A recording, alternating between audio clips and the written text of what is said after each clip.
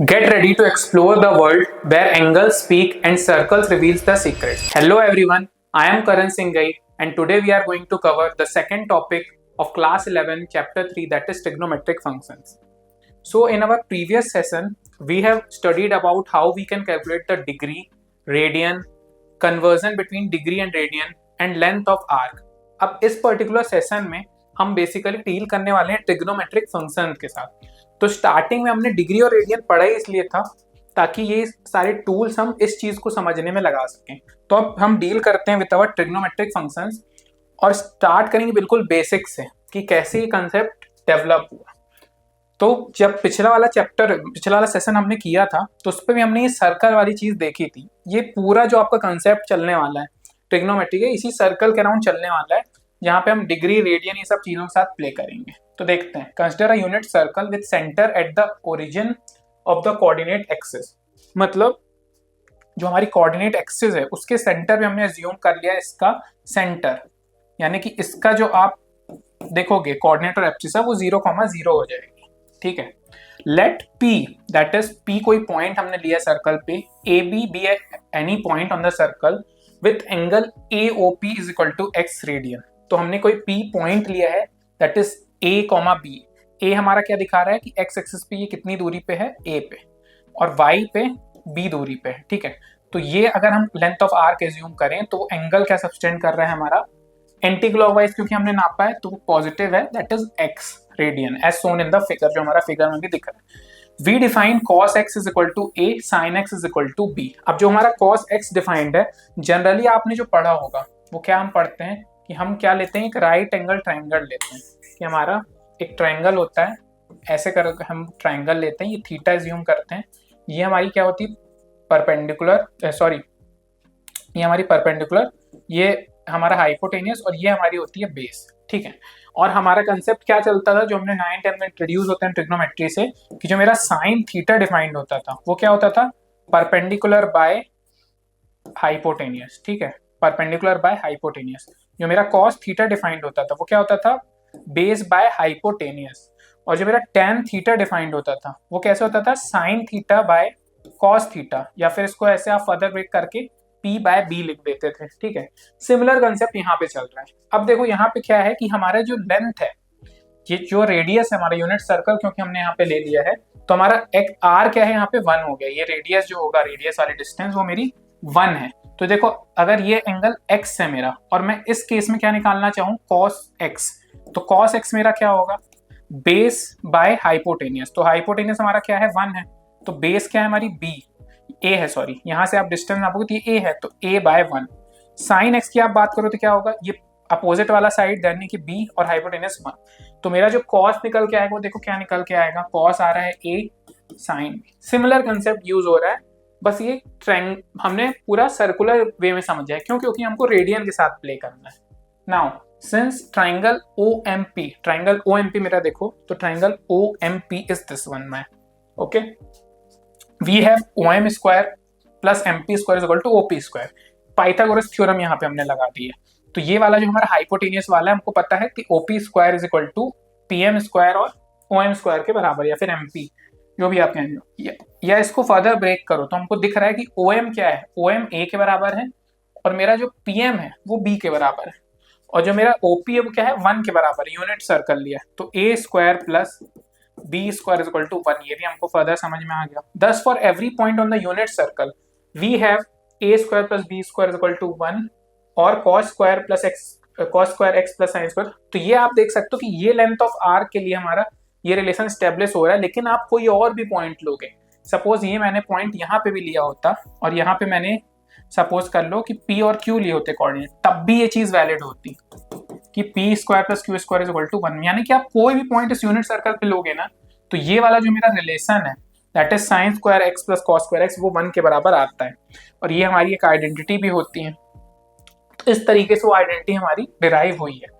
Since one complete revolution subtend an angle of 2 pi, हमने previous session में पढ़ के आया, radian at the centre of the circle. तो एंगल AOB जो मेरा होगा is equal to pi by 2। तो एंगल AOB दोनों यहाँ पे कहाँ है, मेरा A ये है, O है, ये B है। तो ये हमको पता है ये पूरा किसके बराबर है, ये हमारा है बराबर 2 पाई के। तो अब ये क्या बोल रहा है, हाफ वाला, यानी कि इतना हाफ लोगे तो ये पाई के बराबर होगा, और इसका भी हाफ ले रहे हो आप तो किसके बराबर हो रहा है, पाई बाय 2 के। मैं क्लीन करके एक बार इस चीज को समझा देता हूँ कि क्या कहना चाह रहे हैं। देखो, पूरा आप बात करते हैं हम सर्कल की, घूमता कैसे ये याद रखना आप, एंटी क्लॉकवाइज। तो थीटा क्या होता है मेरा, 2 पाई। हाफ आप घुमाओगे तो पाई। अब सिर्फ एंगल ए ओ बी की बात हो रही है, यानी कि ए मेरा ये ओ बी, तो सिर्फ इतना घूमेगा, तो इस केस में क्या होता है, पाई बाय 2। ठीक है, तो angle A o b is equal to मेरा हो जाएगा pi by 2। Angle A o c is equal to pi, ये भी दिख रहा है हमको, ए ओ सी, ये सी है मेरा, तो ये वाला एंगल है तो पाई है। ठीक है, next angle A O D is 3 pi by 2। A O D देखो आप, तो ए मेरा ओ यहाँ पे डी है, यानी कि इतना यहां से घुमा के यहाँ ले आओ तो क्या हो जाएगा, 3 पाई बाय 2, और कंप्लीट ले आओगे तो क्या बन जाएगा, 2 पाई। तो ये हमको दिख रहा है कि all angles are integral multiples of pi by 2 are called quadrantal angles बोलते हैं उसको, जो मल्टीपल है पाई बाय 2 के उनको क्वाड्रेंटल एंगल बोलते हैं। ठीक है, the coordinates of the points A B C D are respectively 1, 0, 0, 1, -1, 0 and 0, -1। तो आप यहाँ पे देखोगे, अगर हम इनकी कोऑर्डिनेट्स की बात करें, फिर इसको क्लीन कर लेते हैं, इसी से समझना है क्योंकि हमको, तो ए की बात करोगे तो यहाँ पे क्या है, यूनिट सर्कल है, तो एक्स की वैल्यू 1 है, और वाई की क्या है, क्योंकि एक्स एक्सिस पे 0, यहाँ पे आप आ गए तो 0 है, एक्स की कोई वैल्यू नहीं क्योंकि वाई एक्सिस पे है, और यूनिट रेडियस है तो इसकी वैल्यू 1 है, तो क्या हो गया, वाई की वैल्यू मेरी 1 हो गई। और यहाँ पे आप देखोगे तो left side of the axis आ गए, तो -1 0, एक्स एक्सिस पे है तो वाई वाले कोऑर्डिनेट की वैल्यू 0, यहाँ पे आ जाओगे वाई एक्सिस में तो एक्स वाले की 0 और -1, तो ये हमको दिख रहा है कि चारों पॉइंट्स में ये वैल्यू है। Therefore for quadrantal angles we have, तो देखो क्वाड्रेंटल एंगल्स की जब आप बात करोगे सेंटर में, तो क्वाड्रेंटल एंगल्स की बात करो मतलब एक्सट्रीम्स में आप बात कर रहे हो, तो क्या होगा केस हम समझ लेते हैं। पहला केस में हमको पॉइंट जो मिलेंगे 0, 0 डिग्री वाले मिल रहे हैं। ठीक है, यानी कि कोई हमारा वहां पे एंगल सब्सटेंड ही नहीं हो रहा है, तो cos 0 हमको पता है 1 के बराबर होता है और sin 0 0 के बराबर होता है। तो ये देखो पहला वाला हमको पॉइंट मिल जाएगा, दैट इज 1, 0। सर्कल में आप देखोगे तो 1, 0 ये था। ठीक है, कैसे पता चल रहा है, क्योंकि यही वाली लाइन की बात हो रही, तो एंगल एक्स जो है वो 0 हो गया है, तो cos x और y x हमको क्या दे रहा है, x हमको क्या देना चाहिए, ये वाली लेंथ पूरी देनी चाहिए, तो ये 1 के बराबर हो जाएगी, a मेरा 1 हो जाएगा और b मेरा 0 हो जाएगा। क्यों, क्योंकि हमारा x एक्सिस पे डिफाइन हो रहा है। अब सिमिलरली आप अदर भी कैलकुलेट कर सकते हो, पाई बाय 2 में जाओगे तो cos pi by 2 0, sin pi by 2 1, यहाँ देख सकते हो 0 1। नेक्स्ट पे आप जाओगे, नेक्स्ट पे आप मूव करोगे तो cos पाई और sin पाई, तो cos पाई हमको पता है कि किसके बराबर होता है, -1 के, पाई में आ गए, x हमारा पाई के बराबर, तो cos पाई -1 के बराबर और sin पाई 0 के बराबर। सिमिलरली लास्ट वाले में आप कैलकुलेट कर लोगे, ऐसे ही आप फर्दर 3 पाई बाय 2 में कैलकुलेट कर सकते हो और cos 2 पाई के लिए, sin 2 पाई के लिए। तो देख रहे हो इस कंसेप्ट से हमको वैल्यूज भी डिफाइन होकर पता चल रही है। एक सर्कल हमने बना दिया, रेडियन वाले कंसेप्ट से हम को रिलेट कर पा रहे हैं कि वैल्यूज कैसे एंगल्स की वेरी करती थी। Now if we take one complete revolution from the point P, we again come back to the same point P। जाहिर सी बात है आप यहाँ से P से घूम के पूरी रेवल्यूशन लोगे तो वापस P में पहुंच जाओगे। ठीक है, thus we also observe that if x increases or decreases by any integral multiple of 2 pi, the values of sine constant do not change। मतलब ये समझ में आ रहा है आपको कि अगर आप पूरा एक सर्कल घूम लोगे तो जो साइन और कॉस की वैल्यू वो चेंज नहीं होगी। क्यों, क्योंकि जो वैल्यू है, जो हमने एक एनालॉजी बनाई थी कि ये एक्सिस क्या दिखा रही है, ये रोटेशन, ये पूरी रोटेशन दिखा रही है रियल नंबर्स के सेट को, तो जब आप पूरा सर्कल घूम लोगे तो पूरी वैल्यूज कवर हो गई। अब आप जितनी वैल्यूज बढ़ाओ या पीरियड में घूमो, इसी को पीरियोडिसिटी बोलते हैं, कि एक पीरियड के बाद ये क्या करती हैं, ट्रिग्नोमेट्रिक फंक्शन अपनी वैल्यू रिपीट करती हैं। हमने अपने last chapter of class 12 inverse trigonometric function में ये डिस्कस किया था। क्योंकि ये पीरियोडिक है इसलिए ये क्या नहीं हो रही थी, ये 1 1 और 1 2 नहीं हो रही थी, इसीलिए हमने क्या किया था, डोमेन और रेंज को रेस्ट्रिक्ट किया था, इसकी डोमेन को रेस्ट्रिक्ट करके हमने इसको 1 1 और 2 बनाया था। तो क्या हो रहा है, हमको ये दिख रहा है कि 2 पाई में अगर हम घूम जाएंगे तो वैल्यूज चेंज नहीं होगी। Thus what we can conclude that sin 2 n pi x is equal to sin x, बिल्कुल सही बात है, where n belonging to z, यानी कि ऑल हमारे किन की बात हो रही है, रेशनल नंबर्स की हो रही है, जो भी हमारे रेशनल नंबर्स हैं।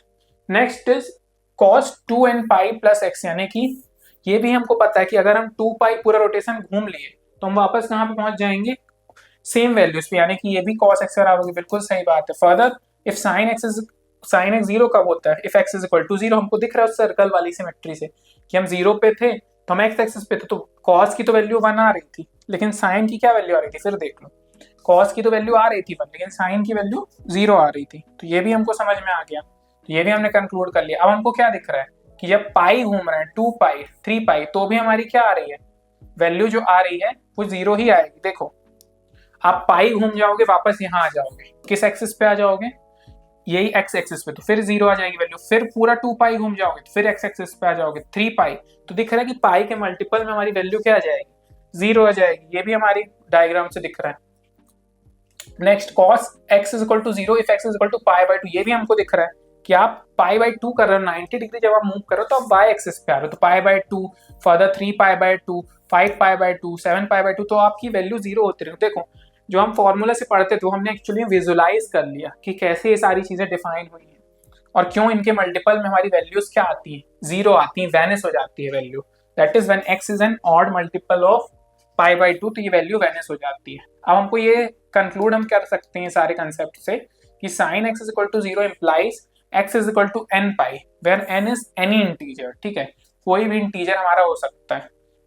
Next, cos x is equal to 0 implies x is equal to 2n plus 1 pi by 2 where n is any integer. अब ये कोई भी इंटीजर हो सकता है आपका।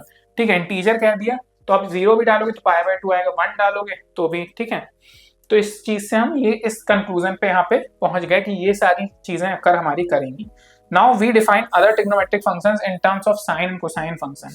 तो हमको पता है कि इन्हीं दोनों बेसिक फंक्शन की मदद से हम अदर 4 ट्रिग्नोमेट्रिक फंक्शंस निकालते हैं। जैसे बात करते हैं कोसेक एक्स की, तो वो क्या होता है? 1 by sine x where x is not equal to n pi. क्यों एन पाई ना हो? क्योंकि नीचे 1 बाय 0 बन गया तो इन्फिनिटी बन जाएगा, दैट इज नॉनसेंस, तो ये नहीं होना चाहिए where n is any integer. Sec x की बात करें तो 1 by cos x where x not equal to this one. क्यों? क्योंकि अगर नीचे 0 बन गया तो नॉनसेंस क्रिएट हो जाएगा, so where n is any integer. Similarly tan x के लिए क्या होगा? Sine x by cos x, जो स्टैंडर्ड डेफिनेशन होती है आपको मैंने बताया tan एक्स की। और यहाँ पे भी x not equal to 2n plus 1 pi by 2, यानी कि cos x नीचे एक तो 0 नहीं होना चाहिए। Next, cot x is equal to cos x by sin x, ये भी हम पढ़ते हैं। तो यहाँ पे क्या होगा? Similar definition of cos x की x is equal to x is not equal to n pi where n is any integer. क्यों? क्योंकि नीचे 0 बन गया तो वो इन्फिनिटी वाला केस आ जाएगा और नॉट डिफाइंड हो जाएगा। ठीक है, अब हमने ये सब हमने ट्रिग्नोमेट्रिक फंक्शंस चेक कर लिए कैसे?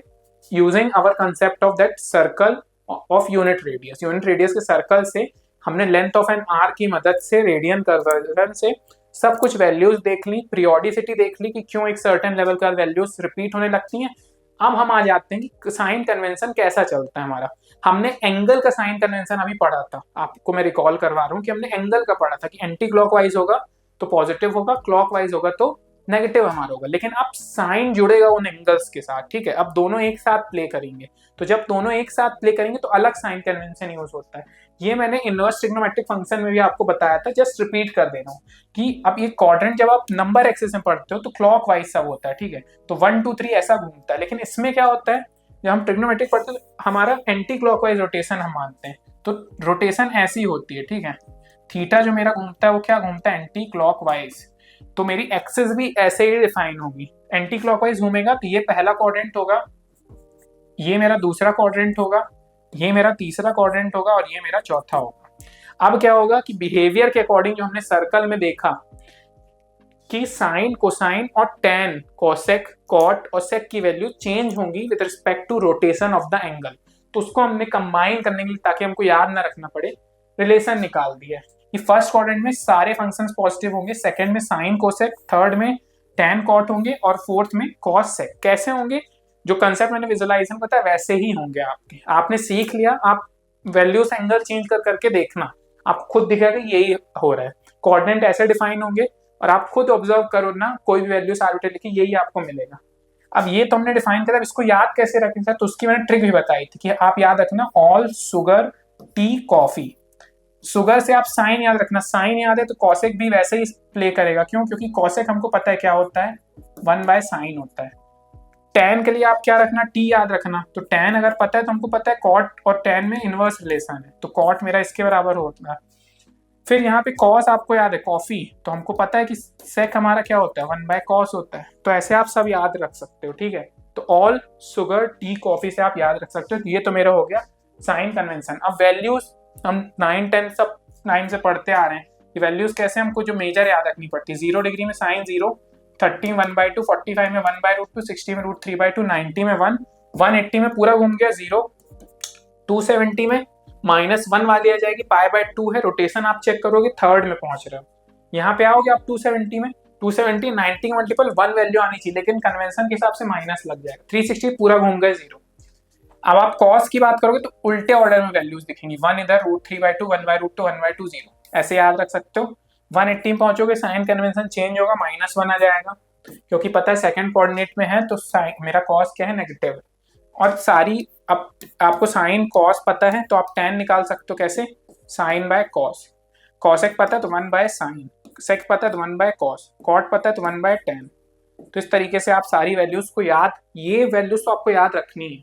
बाकी वैल्यूज हम क्या है आइडेंटिटीज पढ़ेंगे लास्ट चैप्टर के लास्ट वाले सेशन में, हम आइडेंटिटीज प्ले करते हैं। तो स्टैंडर्ड जब एंगल नहीं होगा तो हमको फॉर्मूलाज पता होंगे, उन फॉर्मूलाज से हम अलग अलग एंगल से पहुंच जाएंगे। जैसे 30-45 का हमको रट्टा है, बीच का आ गया 40 डिग्री, तो हमको सर्टेन फॉर्मूलाज पता होंगे कि हम 45 - 5 करके या फिर कुछ ऐसे तरीके से ब्रेक करेंगे कि नोन में हम इसको ब्रेक कर पाए और फिर हम वैल्यूज कैलकुलेट कर लेंगे। तो ये तो आपको एकदम अच्छे से याद होनी चाहिए, ये साइन कन्वेंशन याद होना चाहिए। नाउ नेक्स्ट हम आ जाते हैं domain and range of the trigonometric function. ये हमने क्लास 11 12 के जितने मैंने सेशन किए मल्टीपल टाइम्स आपको रिपीट करवाया है। फिर से हम यहाँ पे देख लेते हैं कि डोमेन क्या होता है कि x जो मतलब कोई फंक्शन है f(x = y), यानी कि f(x, y) कोई फंक्शन है sin x का, तो जो x वैल्यूज लेता है उसको हम क्या बोलते हैं, डोमेन। जो y वैल्यूज लेता है उसको बोलते हैं रेंज। फिर f(x = y), यानी कि y जो है it is a function of x ऐसे डिफाइन होता है। तो हम देखते हैं साइन कोसाइन के जो हमने पढ़ लिया ऑलरेडी उसको रिवाइज कर लेते हैं कैसे आता है। From the definition of sine cosine functions we observe that they are defined for all real numbers. तो ये ऑल रियल नंबर्स के लिए डिफाइंड है, क्यों, क्योंकि आप x के लिए तो कोई भी वैल्यूज रख सकते हो। We observe that for each real number x sine x इस रेंज में है और cos x। तो आपने जब सर्कल वाला देखा, यूनिट सर्कल की हमने बात की, सब कुछ डिफाइन किया, तो हमको ये दिखा कि जो साइन x की वैल्यू है उसकी रेंज क्या है, -1 to 1 है, और cos की भी सिमिलरली -1 to 1 है। तो डोमेन तो आपकी सारी हो गई। दस domain of y = sin x and cos x is the set of all real number, मतलब x तो कोई वैल्यूज ले लेगा, लेकिन रेंज की जब आप बात करोगे तो it is close between -1 to 1, close bracket है, यानी कि ये वैल्यू भी इंक्लूडेड है आपकी। Now since cosec x = 1/sin x, the domain of cosec x is the set of x, ये हमारा कौन सा सेट बिल्डर फॉर्म में, where x belonging to all real numbers और x is not equal to n(pi). क्यों, क्योंकि हमको क्या करना है, नीचे हमारे साइन को 0 नहीं करने देना है। नेक्स्ट सेम मैनर में हम किसकी रेंज बता सकते हैं, एंड द रेंज सेट इसकी क्या हो जाएगी, >= 1 और <= -1। तो इस बीच में रेस्ट्रिक्ट हो जाएगी, बस वो वाला केस ओमिट होगा जब हमारी क्या है साइन की वैल्यू क्या है 0 हो रही। Similarly the domain of y = sec x, sec x के लिए अब क्या होगा, वो 2n+1/π/2, यानी कि जो अभी हमने यहाँ पे देखा था कि ये वाला चीज हमको एक्सक्लूड करना है, क्यों, क्योंकि ये 0 हमको यहाँ पे दे देगा, ठीक है। तो उस केस के लिए नॉट डिफाइंड हो जाएगा सेक में, तो उसको एक्सक्लूड करके रेंज आपकी फिर से इसी सेट में आ जाएगी, ठीक है। Similarly domain of the y आप देखोगे तो अब फिर से कॉस वाली वो आप हटा दो वैल्यूज जो 0 हो रही है, तो उस केस में हमारी क्या आ जाएगी डोमेन, और रेंज फिर से हमारी क्या आ जाएगी रियल नंबर्स। अब tan में क्या होगा, साइन और कॉस पूरी वैल्यूज ले सकते हो, मतलब इन्फिनिटी तक भी आपका एक केस बन सकता है। तो इन्फिनिटी होता क्या है आपका, नॉट डिफाइंड, मतलब ऐसी हायर वैल्यू जो हम नहीं डिफाइन कर सकते हैं। लेकिन रेंज जब आप चेक करोगे, क्योंकि दोनों की कंबाइंड इफेक्ट से हमको क्या मिल रहा है, रेंज हमारी इन्फिनिटी टू -इन्फिनिटी मूव कर रही है, यानी कि कोई भी वैल्यूज हमारी tan के केस में हमारी आ सकती हैं। Similarly domain of cot x की बात करोगे तो सेम ही बनेगा केस, क्योंकि वो क्या है tan के बराबर है। तो उसमें भी आप केसेस देखोगे तो इन्फिनिटी -इन्फिनिटी वैल्यूज अकर करेंगी जब कब नीचे वाली वैल्यू बहुत लेस होने लगी, यानी कि cos जब कहाँ जाने लगा, साइन cot x क्या होगा, cot x जब हम लिखेंगे तो लिखेंगे cos/sin, तो साइन जब 0 की तरह मूव करने लगेगा तो cot x की वैल्यू क्या है, बहुत ज्यादा की ओर जाने लगी, यानी कि इन्फिनिटी टू -इन्फिनिटी हमारे अंदर आ जाएंगे रेंज के। तो हमारी रेंज तो क्या हो जाएगी, set of all real numbers हो जाएगी उस केस में। Now next domain and range of trigonometric function. We further observe that in the first quadrant, as x increases from 0 to π/2, sine x increases from 0 to 1, ये हमको पता है। क्यों? क्योंकि हमने वो एंगल वाला देखा कि देखो 0 to पाई, ये मैं 0 डिग्री है, मैं रेडियन लिखूं तो इसको क्या पाई बाय 2, तो 0 से पाई बाय 2 आप मूव कर रहे हो तो मेरा साइन क्या है 0 to 1 इंक्रीज कर रहा है। जब कॉस की बात करोगे तो ये 1 से 0 में डिक्रीज कर रहा है। टेन की आप बात करोगे तो ये भी इंक्रीज हो रहा है, ठीक है। √3 आपको आप 1.73 लिखोगे, नॉट डिफाइन यानी कि इनफाइनाइट बहुत बड़ी वैल्यू। तो हम ये भी ऑब्जर्व कर पा रहे हैं कि हाँ ठीक है, साइन एक्स हमारा बढ़ रहा है और साइन एक्स क्या हो रहा है, डिक्रीज हो रहा है as x increases from pi by 2 to pi. अब जब पाई बाय 2 से पाई की बात आती है तो आप वो सर्कल रिमाइंड करो, तो पाई बाय 2 से वापस पाई जाते हो तो फिर से वैल्यूज डिक्रीज होने लगती है। क्यों? क्योंकि साइन पाई अगेन आपको क्या वैल्यू देता है, 0। तो ये भी हमको दिख रहा है। इन द थर्ड क्वाड्रेंट आप देखो, x increases from pi 3 pi 2, sine x decreases from 0 to minus pi, and finally in the fourth quadrant sine x decreases from -1 to pi as x increases from 3 pi by 2 pi. Similarly we can discuss the behaviour. मतलब कहने का क्या मतलब है, सब चीजें club कर दो, ये साइन कन्वेंशन क्लब कर दो, वैल्यूज क्लब कर दो। तो दिख रहा है 0 to 90 मूव करेंगे बढ़ेगी साइन की वैल्यू, टेबल से भी दिख रही। यहाँ से यहाँ मूव करोगे घटेगी वैल्यू। क्यों? क्योंकि वापस 0 होने को, अब यहाँ से यहाँ जाओगे तो भी घटेगी। क्यों? क्योंकि नेगेटिव साइन लगा रहेगा, ठीक है। और वापस यहाँ पे आके 1 होगी लेकिन -1 वाली। यहाँ से मूव करोगे तो फिर -1 से 0 की ओर बढ़ेगी। तो ये हमको दिख रहा है, ठीक है, इंक्रीज करेगी लास्ट में -1 से 0। तो ये हमको सब कुछ कंसेप्ट क्लब करके ये सब दिख रहा है। और सेम चीज हम किसके लिए ऑब्जर्व कर सकते हैं, अदर फंक्शन के लिए भी। तो हमने साइन के लिए देखो देख ली, कॉस के लिए भी क्या होगा, उल्टा हो जाएगा, डिक्रीज होगी, फिर वही आपका क्वाड्रेंट वाला। तो ये सारी चीज दो के लिए मैंने आपको डिफाइन करवा दी, ठीक है। अब आप टेबल से और ग्राफ से मर्ज करके देखना, ये सारी ही चीजें आप ऑब्जर्व कर पाओगे कि ऐसा रिलेशन दिख रहा है। और ये बहुत ऑब्वियस है। क्यों? क्योंकि हमने सारी चीजें सर्कल में देख ली, क्वाड्रेंट हमने डिफाइन कर लिए, वैल्यूज हमको पता है, जस्ट आपको चेक करना है नेचर और ये सब टेबल फिल कर देनी। तो आपको याद रखने की टेबल जरूरत ही नहीं है। एक्चुअली में क्लास 11 में बोर्ड एग्जाम्स होते नहीं है, लेकिन अगर आपको सपोज स्कूल में भी आ गया ये क्वेश्चन या फिर जेई वगैरह में आया तो आप सिर्फ साइन का याद रखना। साइन क्या आपको याद है, कॉस क्या आपको याद है, सारे रिलेशन हमारे ट्रिग्नोमेट्रिक इन दोनों से ही निकलते हैं। आपको साइन कन्वेंशन याद होना चाहिए, सिंपल वैल्यूज, वो सर्कल वाला कंसेप्ट की रोटेशन कैसे हो रही, क्लॉकवाइज क्या पॉजिटिव है, एंटी क्लॉकवाइज पॉजिटिव है और क्लॉकवाइज नेगेटिव। तो आप ये सारी चीजें आराम से कमेंट कर पाओगे, इसको याद रखने की कोई भी जरूरत नहीं, ठीक है। नेक्स्ट, अब हम लास्ट में जो ये चीज मैं आपको इन डिटेल बता चुका हूँ, किसमें, आपके इनवर्स ट्रिग्नोमेट्रिक फंक्शन में फिर से हम आ जाते हैं। हमको सब चीज की देखो वैल्यू सब हमको पता ही है कि साइन एक्स हमको पता है 0 में 0 वैल्यू देगा, 90 डिग्री में 1 देगा, फर्दर पाई पहुंच जाएगा तो 0 देगा, 3 पाई बाय 2 आ जाएगा तो कितनी वैल्यू देगा मेरे को, 3 पाई बाय 2 पे वापस यहाँ पे वैल्यू हमारी क्या हो जाएगी, 1 हो जाएगी, -1 हो जाएगी। और यहाँ पे 2 पाई आएगा तो वापस से वैल्यू क्या हो जाएगी, 0 हो जाएगी। तो इस तरीके से हमको सारी वैल्यूज देखो पता है, 0 पे 0 होगी, साइन पाई बाय 2 पे 1 वैल्यू मेरी मिल जाएगी। ये ग्राफ बना हुआ है, ठीक है। 0 डालोगे 0, पाई बाय 2 डालोगे 1, पाई डालोगे अगेन 0, 3 पाई बाय 2 डालोगे -1 नीचे आ गई, 2 पाई डालोगे 0। तो देखो ये ऐसे आप प्लॉट कर दोगे यहाँ पे। सिमिलरली सारी वैल्यूज रिपीटेड हैं तो हमको पता है पीरियोडिसिटी में ऐसे ही कर्व बनेगा। तो इस तरीके से मेरा किसका ग्राफ बन जाएगा, साइन एक्स का।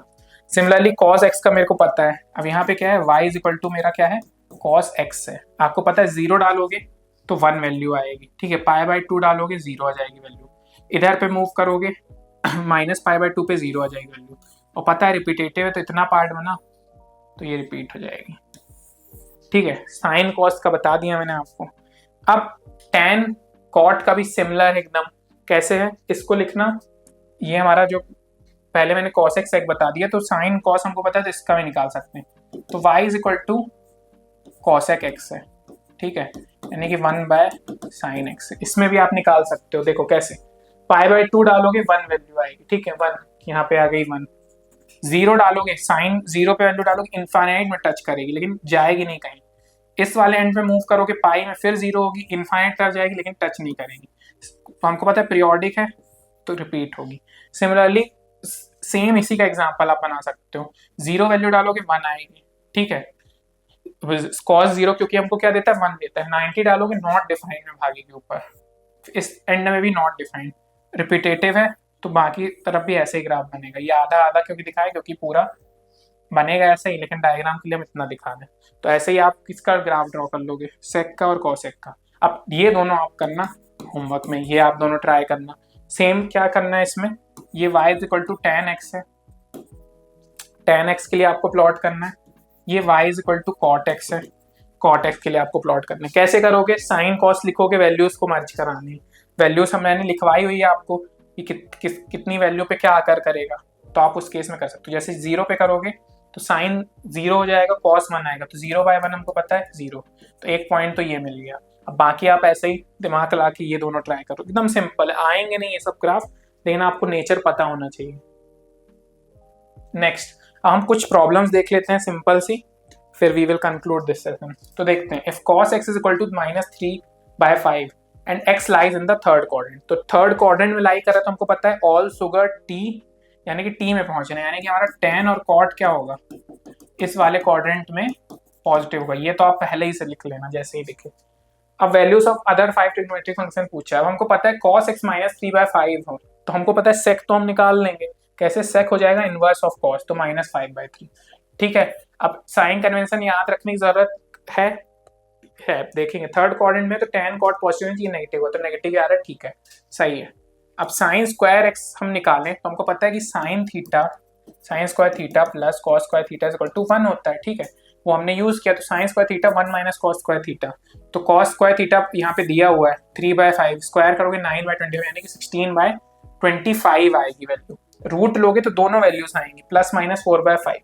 अब आप लोगे कौन सी वैल्यू, क्योंकि आपको पता है साइन कन्वेंशन कि थर्ड क्वाड्रेंट में तो tan और cot ही पॉजिटिव होगा, साइन नहीं होगा, तो आप नेगेटिव वैल्यू ले लोगे, तो साइन x आ जाएगा मेरा -4/5। तो ये पता है, तो cosec x कैसे निकालोगे, 1/sin, तो -5/4 आ जाएगा।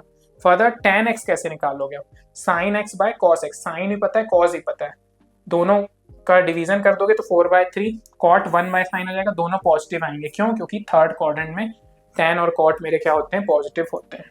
तो इस तरीके से आप प्ले कर सकते हो ये सारी value sir. Next, find the value of cos -17110 degree. तो देखो भाई, ये अब आपको क्या किस में दे दिया है कि 1710 डिग्री में दे दिया है, तो हमको पता है कि the value of cos x repeats after an interval of 2π और 360 डिग्री, देयरफॉर 2π हमको पता है 360 डिग्री के बराबर होता है, और 360 × 5 करो आप तो 1800 आ जाएगा। ठीक है, तो हमने ये क्या किया है, हमने जस्ट यूज किया है कंसेप्ट ऑफ 2π कितना होता है हमारा 360 डिग्री, तो हमने 2π लिया है यहाँ पे, यानी कि 10π हमने यहाँ पे लिया हुआ है। ठीक है, 2π मेरा किसके बराबर है, 360 डिग्री, तो 5 2 10, 10π लिया है, वो भी किसके बराबर हो जाएगा मेरा, क्योंकि मेरे को पता है कि cos 2π 2nπ plus theta is equal to मेरा किसके बराबर है, cos के ही बराबर है, यानी यही कंसेप्ट यूज कर लिया। तो -1710 डिग्री और ये 1800, तो ये आ रहा है cos 90 के बराबर, और 90 हमको पता है कि cos की वैल्यू क्या देती है, 0। सो इस तरीके से हम सॉल्व कर सकते हैं ये वाली problem. So now keep solving, keep learning, trigonometry is just getting started. With this I conclude the second session of our chapter number 3। Now अगर आप कोई इन डेप्थ में ये सारे कंसेप्ट पढ़ने हैं तो आप हमारा फ्यूके एजुकेशन ऐप को डाउनलोड कर सकते हो, और अगर आपको इस पर्टिकुलर सेशन में कोई डाउट है तो आप नीचे कमेंट कर सकते हो। मिलते हैं नेक्स्ट सेशन में, थैंक यू वेरी मच।